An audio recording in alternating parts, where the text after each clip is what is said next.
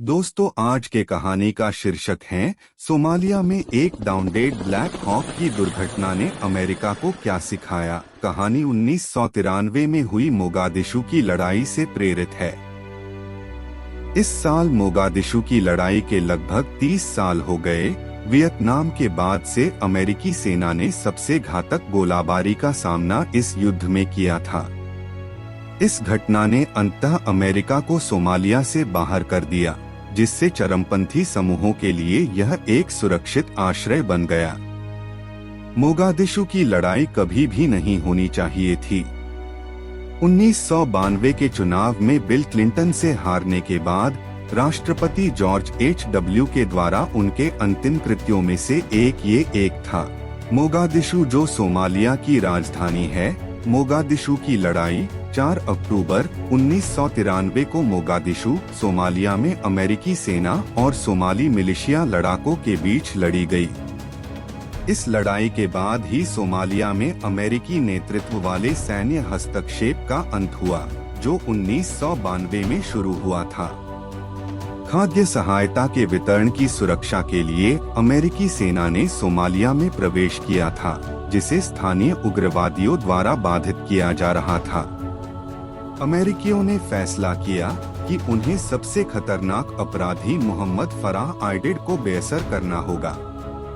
Major general William garrison को Mogadishu में Olympic hotel पर अमेरिकी विशेष बलों द्वारा छापे मारने का काम सौंपा गया था, जहां माना जाता था कि आइडिड छिपा हुआ था।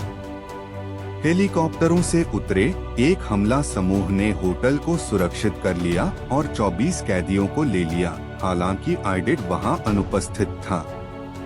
वाहनों के एक समूह में उग्र बलों ने पकड़े गए साथियों को होटल से निकालने के लिए सोमाली सड़क को ब्लॉक की और आग लगा दी।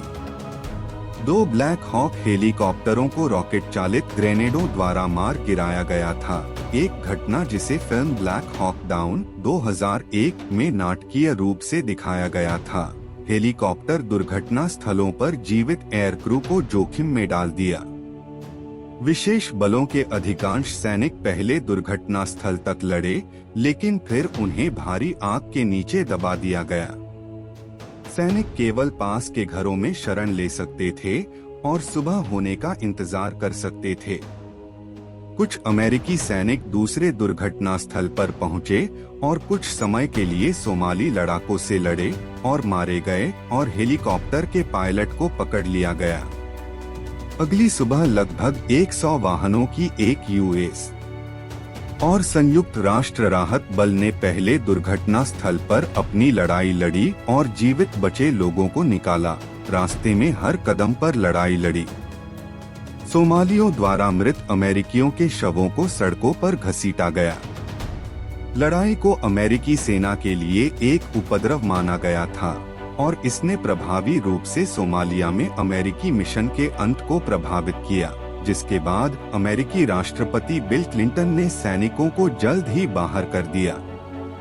मोगादिशु की लड़ाई में अमेरिकी हताहतों की संख्या में 18 लोग मारे गए और 84 घायल हुए, जिनमें 200 से कम कर्मचारी शामिल थे जो शुरुआती हमले में शामिल थे। शायद 700 से 1500 सोमाली मर गए। संयुक्त राष्ट्र कर्मियों के बीच 13 हताहत हुए। मोगादिशु की लड़ाई वर्णन मार्क बोडेन की Black Hawk down a story of modern war 1999 में किया गया है, जिसे फिल्म ब्लैक हॉक डाउन के रूप में रूपांतरित किया गया था। जब अमेरिका ने अपनी वापसी की घोषणा की तो ओसामा बिन लादेन ने भी दुनिया को एक संदेश दिया। उसका संदेश था, ठीक है, हम इस शक्तिशाली देश को हरा सकते हैं क्योंकि वे कठिनाई और त्रासदी के लिए अभ्यस्त नहीं हैं। इसलिए यदि हम ऐसा कर सकते हैं कि वे पीछे हट जाएंगे, बोडेन कहते हैं। यह संदेश उन लोगों के लिए लक्षित था जो पहले संयुक्त राज्य की शक्ति से विचलित हो सकते थे।